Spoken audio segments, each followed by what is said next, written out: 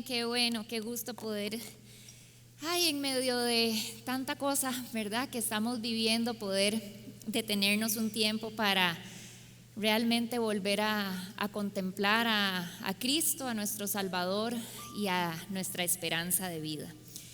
Quiero empezar esta enseñanza con una pregunta, que es una pregunta que Jesús en un momento le hizo a sus discípulos, y es: ¿quién dicen ustedes que soy?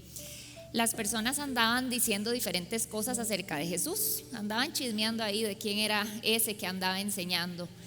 Y Jesús se detiene y a sus más cercanos les hace la pregunta: ¿quién dicen ustedes que soy? ¿Será que estos que me ven de cerca ya han entendido quién soy?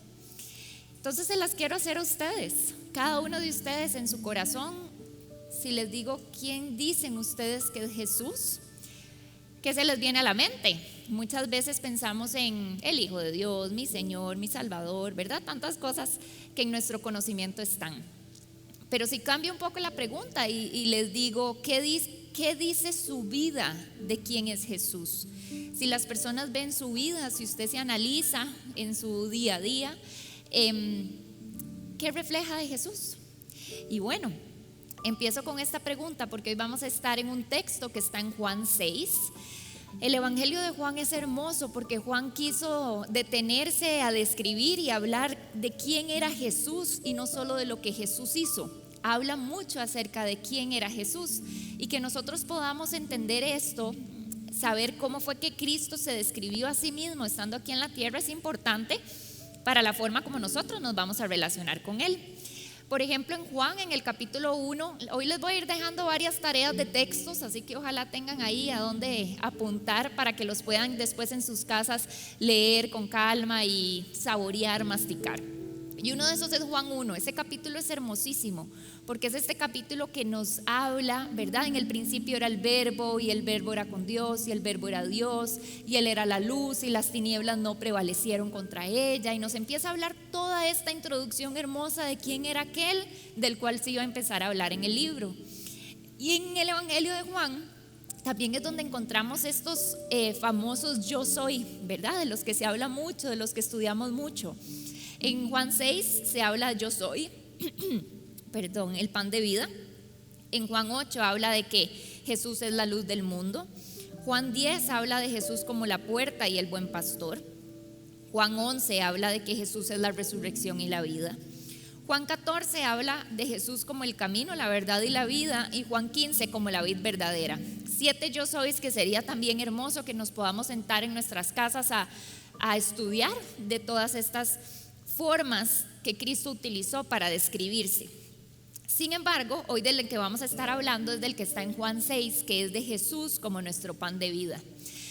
Pero para llegar ahí tenemos que devolvernos unos cuantos libros atrás a Éxodo. Si no, nos vamos a sentir perdidísimos, como cuando alguien está hablando de una serie y uno no la ha visto y aquella conversación se vuelve aburridísima porque no entendemos nada. Igual esto, si nos metemos a ver Juan 6 y no hemos recordado lo que pasó en Éxodo, no lo vamos a poder saborear de la misma forma. Entonces, Éxodo 16 no lo vamos a leer, nada más lo vamos a recordar, pero ojalá sea otro de los capítulos que usted pueda estudiar en la casa, porque tiene muchísimas enseñanzas. Aquí nos encontramos con el famoso pueblo de Israel. Ya sabemos que Moisés había sido utilizado por Dios para liberarlos del faraón de Egipto, y los empieza a llevar por este camino después de abrirles el mar y después de mostrarles todos estos milagros y señales sobrenaturales. Y empieza a hablar en Éxodo cómo el pueblo de Israel en su momento celebraba y cantaba y le daba gracias a Dios, hasta que llegamos a Éxodo 16. Y aquí es esta parte donde el pueblo empieza a murmurar y a quejarse y a decirle a Moisés que en qué momento se le ocurrió llevarlos al desierto, en un lugar donde no pueden tener el pan en abundancia que tenían en Egipto. Empiezan a recordar y decir: ay, sí, ¿te acordás cómo en Egipto comíamos carne por montones y teníamos el pan y ahí estábamos bien y nada nos faltaba? Hasta que llegamos aquí y nos encontramos en este desierto donde no hay nada, donde ni siquiera sabemos cuándo vamos a llegar, y empiezan con toda esta murmuración. Entonces dice la palabra que Dios escucha, ¿verdad?, en la queja, y le dice a Moisés: ok, Moisés, está bien, yo les voy a mandar comidita. Entonces recordemos que es donde Él empieza a mandar el maná, ¿verdad?, del cielo y las codornices para que su pueblo se alimentara. El maná era algo que ellos no conocían, era algo completamente nuevo y diferente. Y este era un alimento que venía con algunas instrucciones. Dios les dijo, bueno, va a venir maná de forma diaria, deben recogerlo cada día. No pueden guardar maná para el día siguiente. Y el sexto día van a recoger doble, porque el séptimo día quiero que descansen y no va a haber maná. Sin embargo, cuando leemos el texto, sabemos que por supuesto que como siempre no hicieron caso, ¿verdad? Muchos recogían el doble y guardaban un montón y bueno, aquello se les podría y era un desastre. Pero Dios proveyó para ellos maná a lo largo de 40 años. Fueron 40 años donde el pueblo no tuvo que preocuparse ni pensar en qué iban a comer, porque ya sabía que diariamente la provisión iba a llegar. La provisión del maná era diaria, no semanal, ni mensual, ni etcétera, con este objetivo de que el pueblo pudiera desarrollar una confianza en aquel que había hablado, con que el pueblo pudiera realmente creer que si Dios había dicho que iba a mandar todos los días, era porque iba a mandar todos los días. Y si había dicho que el día séptimo no iba a mandar, era porque no iba a mandar. Y que pudieran ver realmente cómo la palabra de Dios era algo en lo que ellos podían afirmarse, creer y confiar. Y así es la enseñanza también para nosotros, ¿verdad? De confiar cómo el Señor va a venir trayendo esa porción y esa provisión que en nuestro día a día, tanto nuestra alma, nuestro cuerpo, nuestra mente, nuestro espíritu necesitan. Sin embargo, venía una lección aún mayor con el maná, que es algo que encontramos en Deuteronomio 8. Se los voy a leer yo. Deuteronomio 8:3 dice, le están hablando al pueblo de Israel: Él te humilló y te dejó tener hambre y te alimentó con el maná que tú no conocías, ni conocían tus padres. ¿Para qué? Para hacerte entender que el hombre no solo vive de pan, sino que vive de todo lo que procede de la boca del Señor. Qué hermoso. ¿Se acuerdan que eso es lo que Jesús usa en la tentación en el desierto, verdad? Cuando Satanás lo tienta a convertir las piedras en pan. No, es que no solo de pan vive el hombre, sino de todo lo que sale de la boca de Dios. O sea, era una enseñanza que el Señor le estaba dando a su pueblo de decirle: no pueden trabajar o no puede ser que la necesidad física sea lo más importante para ustedes. Se van a dar cuenta que lo que realmente los va a sustentar va a ser la palabra que sale de mi boca. Pero además de esta enseñanza hermosa, viene una lección todavía mayor, que es que desde esta historia, en Éxodo 16, la Biblia nos empieza a señalar que un día bajaría el pan de vida del cielo, que no solamente satisfacería nuestras necesidades físicas, sino que vendría a dar vida eterna. O sea, desde ese momento en Éxodo 16 podemos ver a Jesús. Ahí no se menciona a Jesús en ningún lado, ni lo vemos en ningún lado, pero es una forma como Dios usa para empezarle a decir a su pueblo: hoy los alimento con maná, pero aún así van a morir, ¿verdad? Pero llegará un día donde los voy a alimentar con el pan que viene del cielo, que va a ser un pan que los va a dar vida eterna. Y aquí abro un paréntesis. Qué importante que cuando leemos la palabra no nos perdamos, cuando leemos el Antiguo Testamento, no nos perdamos de encontrar a Jesús en esas historias, ¿verdad? Porque muchas veces en una historia como esta de Éxodo 16 nos quedamos en la enseñanza de cómo Dios es fiel, de cómo el Señor provee para nuestras necesidades, de cómo a pesar de que el pueblo fue desobediente, el Señor fue fiel a su promesa, de cómo Dios siempre da la porción justa, ¿verdad? Y todas estas enseñanzas lindísimas y reales. Pero muchas veces no pasamos a la parte más trascendental, que es: ¿a dónde encuentro a Jesús en esta historia? ¿Qué me está señalando esta historia acerca de la venida de Cristo? Porque recordemos que la Biblia se trata de Cristo y que toda la Biblia señala a Él. Así que lo invito que cuando usted estudie y lea el Antiguo Testamento no se pierda de la lección más importante, que va a ser encontrar a Cristo en esa parte. Ahora sí, después de Éxodo 16 sigue toda la historia del pueblo de Israel y venimos a Juan 6 muchísimos años después.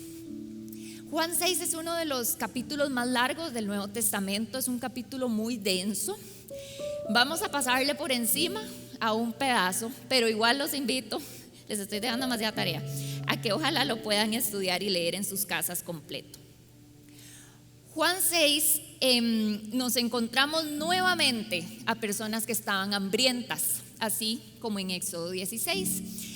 Este capítulo empieza con la famosa alimentación de los 5,000, que muchos conocemos y no sabemos de memoria, ¿verdad? Esta escena donde las multitudes estaban siguiendo a Jesús y había un molote de gente, y Jesús llega donde sus discípulos y les dice: bueno, ¿y qué les damos de comer?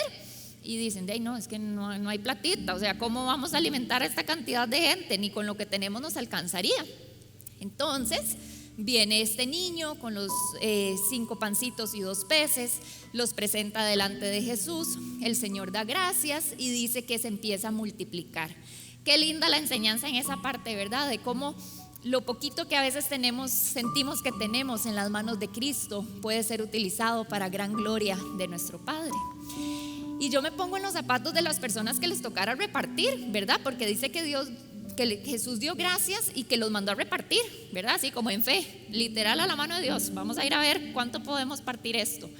Y yo me imagino sacando de la canastita tal vez y decir: mira, y no se acaba, y todavía hay. Y dice, ¿verdad?, el texto, que pudieron repartir a todas las personas, que todos quedaron satisfechos y que además sobraron 12 canastas.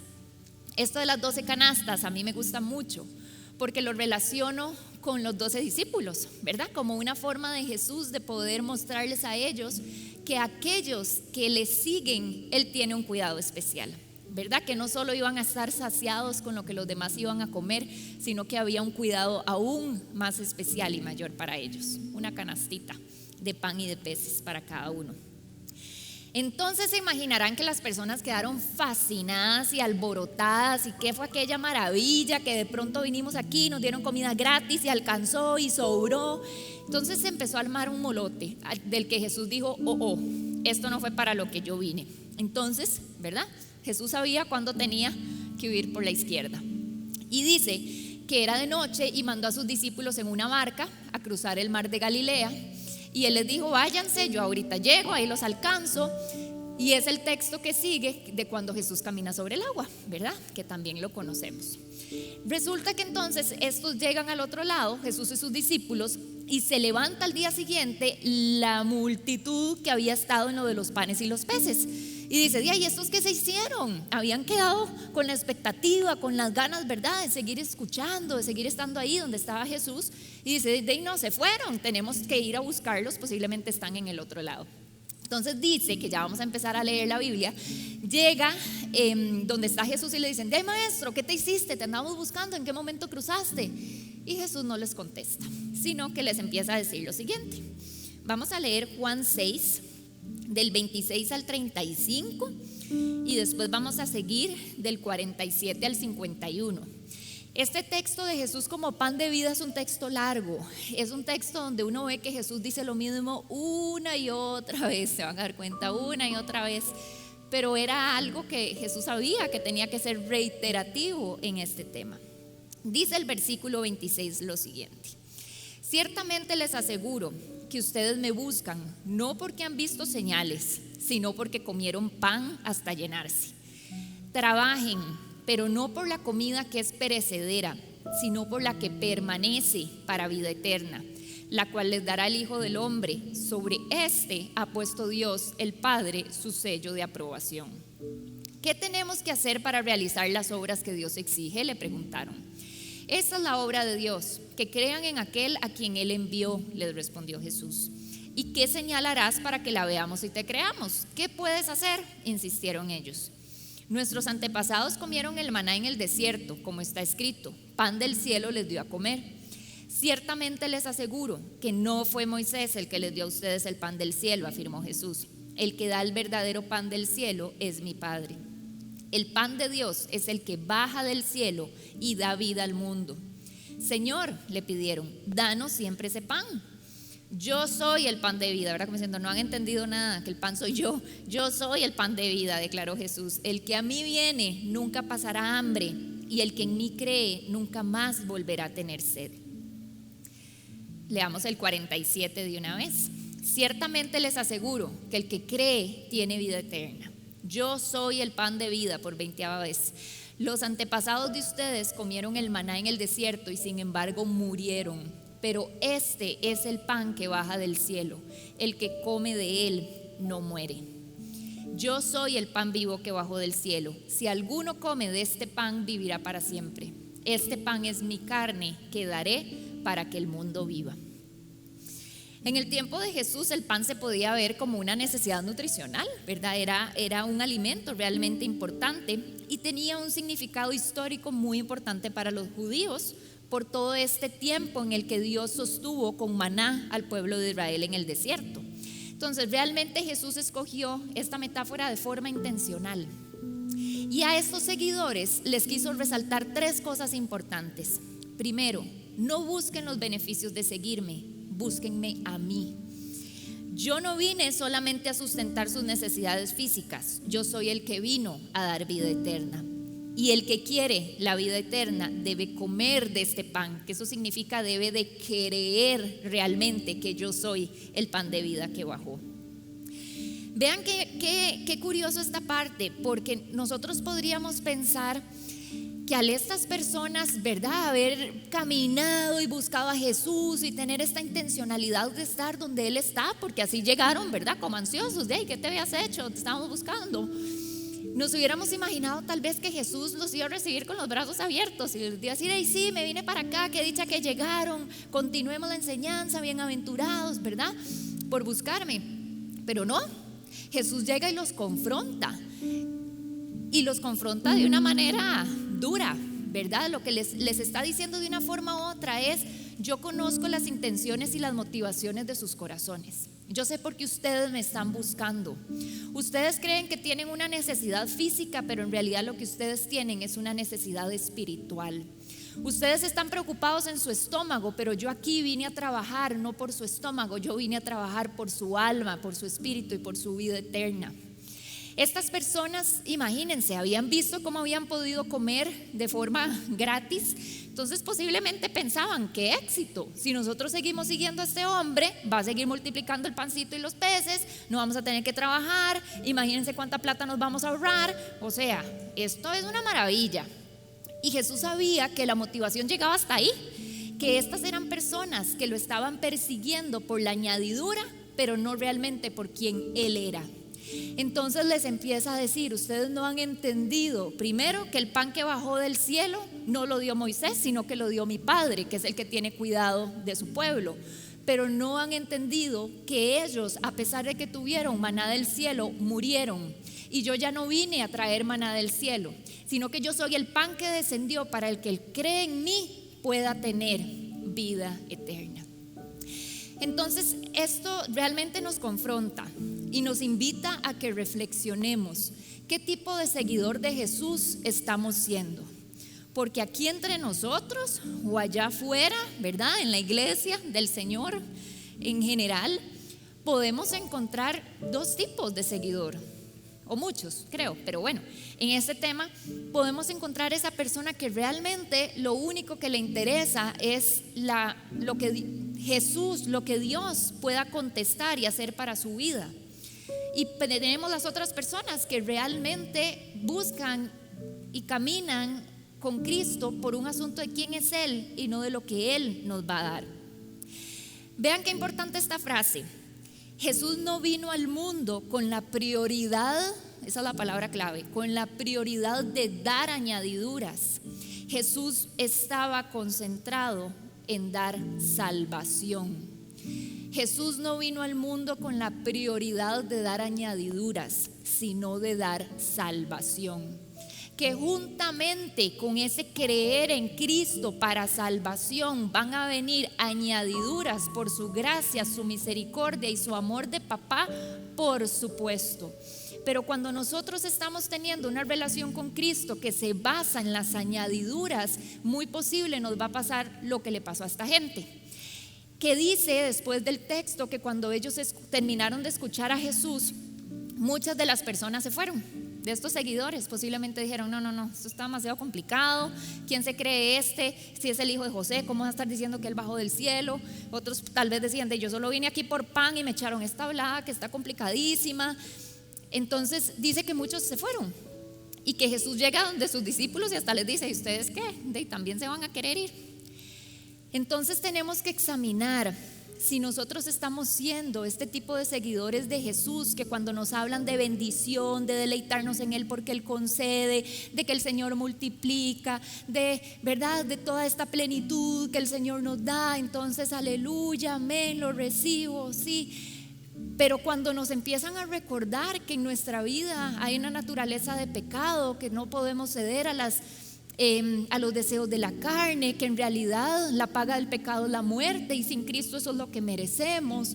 Cuando nos empiezan a hablar de que el crecimiento del cristiano viene a través de la prueba y que muchas veces es una prueba dura y es difícil, entonces estaremos siendo como esos seguidores que dicen: no, eso está muy complicado, eso no es para mí. A mí que me hablen de lo bonito, ¿verdad? De lo que me hace sentir bien. Muchas veces estamos siendo seguidores de Jesús, pero que en lugar de estarnos concentrando en Él, estamos concentrados en nuestro ego, en nuestro orgullo. Entonces examinemos nuestro corazón y la forma ahí, ¿verdad? No me malentiendan. Parte de tener una relación con Cristo es poder venir delante de Él y presentarle nuestras peticiones, nuestras cargas, nuestros sueños, nuestros deseos, nuestras necesidades. O sea, en la Biblia nos invita una y otra vez a pedir sabiendo que se nos dará, como la vida insistente, que pidamos y pidamos, ¿verdad? Eso es parte de tener una relación con nuestro Padre y eso está perfecto, eso está bien. El asunto es que la línea entre ser como esta multitud y ser como Pedro, que ya vamos a ver, es ese momento donde nosotros presentamos todo eso delante del Señor, pero nosotros terminamos nuestra oración como la terminó Jesús en Getsemaní: pero que no se haga mi voluntad, se haga la tuya. Porque en realidad yo lo que quiero es que te glorifiques de la forma que sea. Si esta prueba va a durar un poquito más y está bajo tu control, que te glorifiques, está bien, ¿verdad? Si fue un no y yo quería un sí, no importa, que te glorifiques. Entonces el seguidor de Jesús va a estar continuamente examinando su corazón para ver si está persiguiendo, si esa petición está siendo su tesoro o si su tesoro está siendo Cristo. ¿Cuál será la forma como nos estamos relacionando con Jesús? Y hay algo muy bonito de este texto, porque hay una parte donde dice, ¿verdad? El que come de este pan, el que cree en mí, nunca más tendrá hambre y nunca más tendrá sed.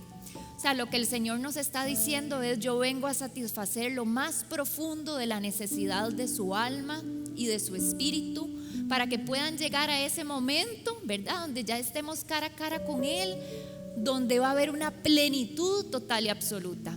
Porque aunque hoy estamos aquí, creemos en Cristo, caminamos con Él, estamos en este mundo caído y siguen habiendo momentos de ansiedad, de preocupación, donde tal vez esa saciedad hacia nuestra alma nos cuesta y es parte del proceso. Pero entonces tenemos que pensar muchísimo: ¿qué nos está saciando? ¿Qué está saciando nuestra alma? ¿Cuáles son esas cosas que normalmente buscamos para poder sentir plenitud, para sentirnos bien? No sé, ¿verdad? Para poder calmar la ansiedad, el dolor. Hay un pastor que se llama John Piper, que escribió algo muy bonito. Esto no sale en la Biblia, es una forma de él de ver cuando Dios se glorifica en nosotros, pero me parece como muy acertado. Él habla de que Dios es más glorificado en nosotros cuando nosotros estamos satisfechos en Él. Va de nuevo: Dios es más glorificado en nuestra vida cuando nosotros hemos podido estar satisfechos en Él. Y para mí personalmente esto es como un círculo, porque cuando yo estoy satisfecha en Él, o sea, entiendo que Él es mi todo, es lo que busco primeramente, es lo que deseo que mi vida refleje, y yo sé que lo estoy glorificando, eso me genera esta saciedad y satisfacción. Entonces es como un círculo entre Dios se glorifica en nuestra vida cuando nosotros hemos decidido que Él sea nuestra fuente, ¿verdad? Cuando decidimos que Él sea nuestro pan, que Él sea lo que nos sacia. Pero al mismo tiempo, cuando yo veo que Él es glorificado, yo me sacio más. Entonces es hermoso como el Señor ha creado esta armonía de sáciense en mí, yo soy glorificado, pero conforme yo me glorifico se sacian más. Entonces, muchas veces en lugar de buscar esa gloria del Señor que nos sacia, estamos buscando otro montón de cosas. Les he contado en estos servicios que a mí, cuando voy al supermercado y estoy haciendo fila en la caja para pagar, me encanta vinear los carritos de la otra gente. Me encanta ver qué compran, ¿verdad? Y me imagino, no sé, mira, esta gente esto que está comprando, mira, estos seguro van a hacer carne asada hoy por todo eso que llevan. Mira, se nota que tiene un montón de chiquitos en la casa, que un montón de meriendas. Y ahí voy vineando para que se me pase el rato. Y muchas veces nosotros tenemos como en nuestras casas esta identidad alimentaria, es como estos hábitos que ya son como la lista de compras, ¿verdad? Que ya usted sabe lo que normalmente hay en su casa, las marcas que les gustan, lo que nunca compra porque nadie come, o sea, ya usted sabe que entra a su alacena o a su despensa y usted ya sabe que se va a encontrar, ¿verdad? Yo les cuento que tengo un tío que cuando uno va a la casa de él es como ir a Disney. Entrar a la despensa de él porque son galletas y chocolates y confites y cereales y papitas y uno ya sabe que uno entra a esa casa y eso se va a encontrar. La pregunta es, si yo abriera la alacena de tu alma, ¿qué me encontraría? ¿Cuáles son esas cosas que usted quincenalmente, mensualmente o semanalmente está constantemente incluyendo en su lista? Porque son las cosas que usted se ha acostumbrado a que le generen cierta saciedad temporal, a que calmen su ansiedad de forma temporal. Yo en mi caso, si abrieran la cena de mi alma, muchas veces encontrarían aprobación de las personas. Yo he tenido que trabajar mucho en buscar la aprobación del Señor y no la aprobación de los demás, pero hay momentos donde estoy sedienta y lo que voy a correr a abrir es aprobación de otros. Otros momentos ha tenido que estar ahí, ¿verdad? Hubiera abierto y me hubiera encontrado el trabajo, el producir para tal vez no pensar, no sentir mucho, ¿verdad? Pero que eso me genere una cierta satisfacción. Muchos saben y conocen que en mi vida en un área, en un tiempo importante estuvo el tema de la comida, ¿verdad? Yo comía con una búsqueda de también tal vez apaciguar ciertas emociones o porque sentía cosas que ni siquiera sabía qué era lo que sentía, entonces en el no poder expresar una emoción o etcétera, terminaba comiendo. El ejercicio, etcétera. Podría contarles todo el día de las cosas que han sido parte de la despensa de mi alma. ¿Cuáles son las suyas? ¿Qué me podría contar usted a mí? De esas cosas que normalmente compra, adquiere y busca, y a veces ya han sido tan parte de nuestra lista del súper que ni siquiera nos hemos dado cuenta, que en realidad no estamos dejando que lo que sale de la boca de Dios sea lo que nos satisfaga, sino otro montón de cosas adicionales. Y ahí es donde continuamente estamos teniendo sed y volvemos a tener sed y vivimos tal vez como en una constante insatisfacción. Entonces, los invito a que en su tiempo con el Señor puedan presentarle esto y decirle: Señor, si hay cosas con las que estoy saciando mi alma que no es con vos, ¿verdad? Mostrámelo. Y el Espíritu Santo nos va enseñando. Y si usted es consciente de que está pasando en un momento donde se siente seco por dentro, donde tiene hambre y tal vez ha estado tratando de buscar esa plenitud en un montón de cosas, lo invito a que anote estos versículos que vamos a leer y continuamente se los esté recordando. Salmo 63:5 dice lo siguiente. A ver si me lo ponen. No está por ahí, si no yo lo voy leyendo. Salmo 63:5 dice: Tú me satisfaces más que un suculento banquete, te alabaré con cánticos de alegría. Qué ricos son esos momentos donde uno se sienta a comer y tal vez en una conversación bonita, ¿verdad? Y termina de comer y dice, ay, qué rico comimos, qué lindo rato. Esa es la saciedad que yo me imagino cuando aquí habla, me satisfaces más que un suculento banquete. Eso es lo que hace la presencia de Dios en nuestra vida. El Salmo 107:9 dice, Él apaga la sed del sediento y sacia con lo mejor al hambriento. No dice sacia ahí con los sobrillos, ¿verdad? O ahí sacia con de cualquier cosilla. No, Él dice que Él nos sacia con lo mejor, porque lo mejor es Cristo. Y eso es lo que Él ha mandado como pan de vida para satisfacer nuestra alma.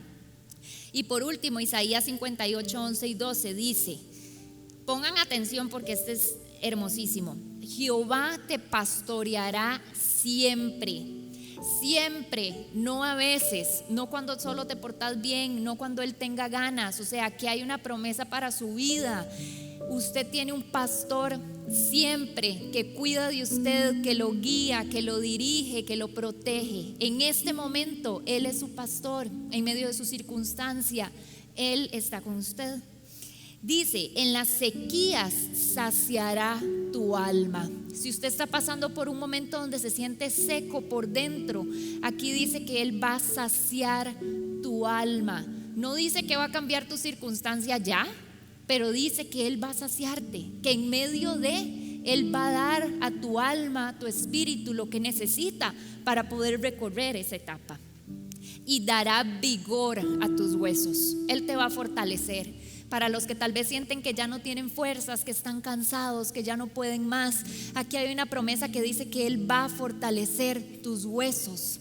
Él nos pastorea, Él nos sacia y Él nos fortalece. ¡Qué belleza! Entonces, dejemos que la palabra de Dios sea realmente lo que está en esta despensa de nuestra alma. Que eso sea lo que realmente comemos, saboreamos y disfrutamos. Y no significa que entonces voy a vivir en una ya eterna plenitud y siempre voy a estar bien y nunca, ¿verdad? No. Estamos aquí, somos humanos, va a venir ansiedad, va a venir preocupación, va a venir temor, va a venir duda. Lo que quiere decir que yo me sacio con el pan de vida es que en medio de esos momentos yo ya sé a dónde tengo que correr.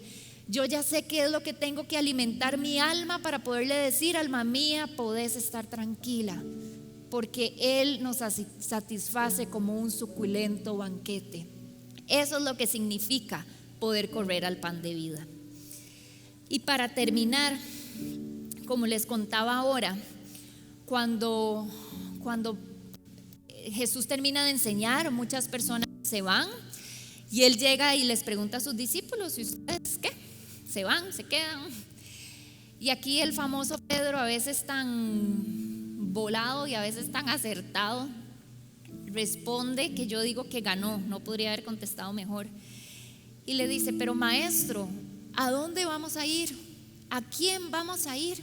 Si solo tú tienes palabras de vida eterna. Y después el siguiente versículo lo empezó a decir, tú eres el Mesías, el Cristo. A mí ese versículo yo no sé por qué me llega tanto. Yo creo que es que me identifico mucho en algunos momentos de mi vida donde tal vez no me han gustado las circunstancias o donde me siento a tratar de orar, pero le digo, Señor, no sé ni qué pedir, ni qué no pedir, ni qué decirte, ni qué no decirte, o si pegar 4 gritos, o verdad, en esos momentos tal vez donde siento que no tengo una respuesta, que estoy confundida, que estoy agobiada, mi alma está revuelta, diría el salmista.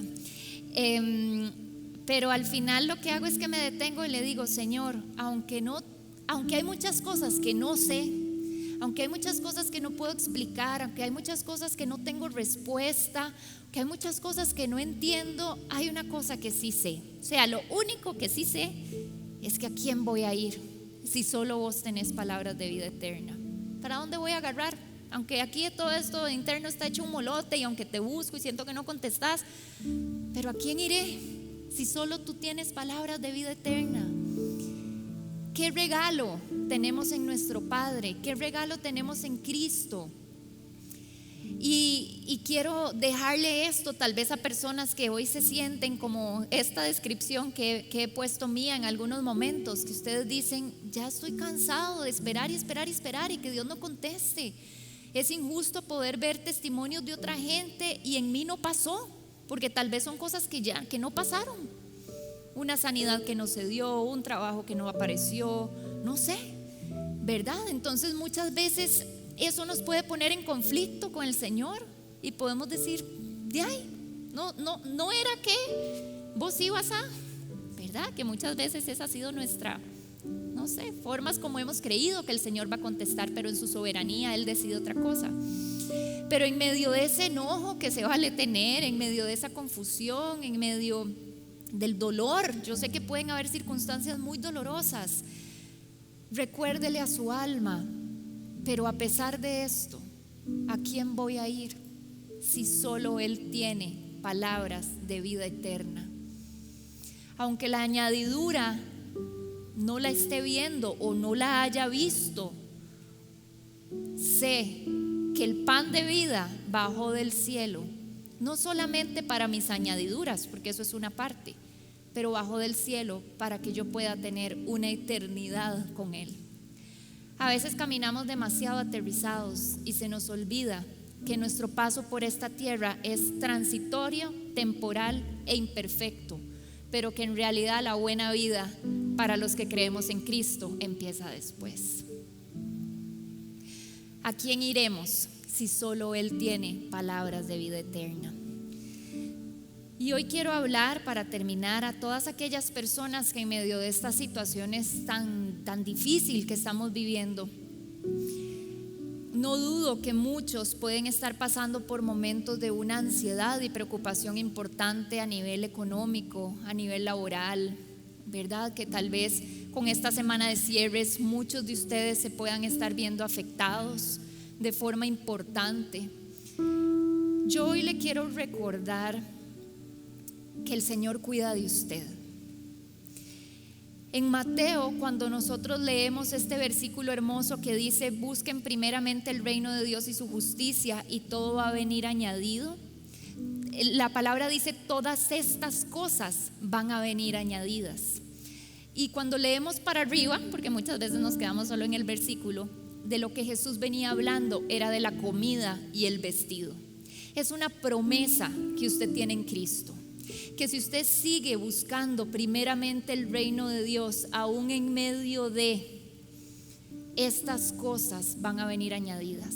Nada le va a faltar, ni a usted ni a su familia, porque así como Dios prometió maná todos los días durante 40 años y no faltó ni un solo día, dice que no sobraba ni faltaba, aparecía la porción justa para cada persona.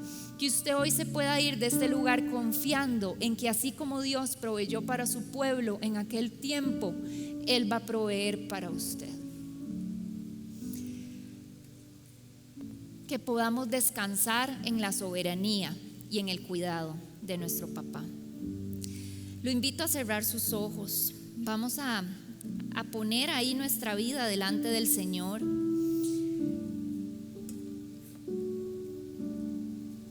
Y hable con el Señor de lo que hay en su corazón, de lo que hoy usted trae.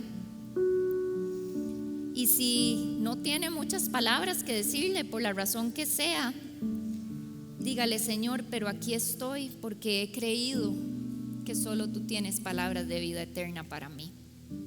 Lo temporal no lo entiendo, me asusta, me cuestiono, pero lo que sí sé es que vos tenés palabras de vida eterna para mí. Yo le invito a que ahí delante del Señor examine su corazón para ver si será que has venido poniendo tu tesoro en la añadidura y no en Cristo. Y si ha sido así, nada, lo presentás delante del Señor. Padre, perdón porque te he venido persiguiendo por tus bendiciones y no necesariamente por quien vos sos y porque vos sos digno de.